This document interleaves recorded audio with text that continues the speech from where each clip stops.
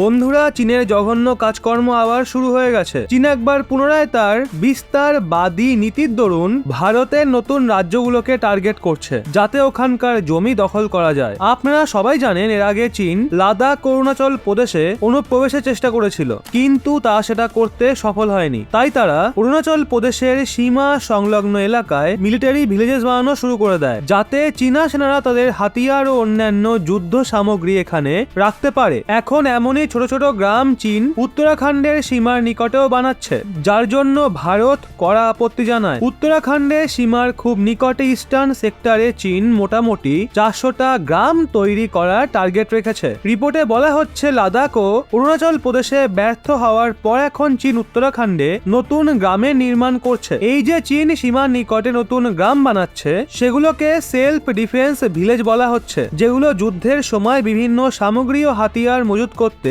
ব্যবহার করা হবে। সেই সাথে এই গ্রামগুলোতে চীনা সেনার মিলিটারি ক্যাম্প হওয়ারও আশঙ্কা করা হচ্ছে। ইন্ডিয়া টুডে রিপোর্ট অনুযায়ী চীন উত্তরাখণ্ড সংলগ্ন সীমার নিকটে প্রায় 55 থেকে 60 খানা ঘর নির্মাণ করেছে। এর দূরত্ব উত্তরাখণ্ড সীমা থেকে মাত্র 35 কিলোমিটার। এই সবকটা গ্রাম পিপল লিবারেশন আর্মির নজরদারিতে থাকে। এছাড়া উত্তরাখণ্ড সীমা থেকে মাত্র 11 কিলোমিটার দূরত্বেও চীন নতুন গ্রাম তৈরি করা শুরু করে দিয়েছে। রিপোর্ট অনুযায়ী চীন সীমা সংলগ্ন পূর্ব সেক্টরে প্রায় 400টা গ্রাম তৈরি করার পরিকল্পনা বানিয়েছে, যাতে তারা পূর্ব সীমাতে তাদের আধিপত্যকে আরো বেশি মজবুত করতে পারে। আপনারা জানিয়ে রাখি, উত্তরাখণ্ড চীনের সঙ্গে প্রায় 350 কিলোমিটার দীর্ঘ সীমা শেয়ার করে। চীনের গ্রামগুলো আধুনিক সুযোগ সুবিধায় পরিপূর্ণ, যার জন্য ভারতের সমস্যা বাড়তে পারে। দেখা হলে এই সমস্ত গ্রাম চীনের অঞ্চলের মধ্যে পড়ে, যেখানে চীনের সম্পূর্ণ অধিকার রয়েছে। সেই জন্য ভারত এগুলো নির্মাণে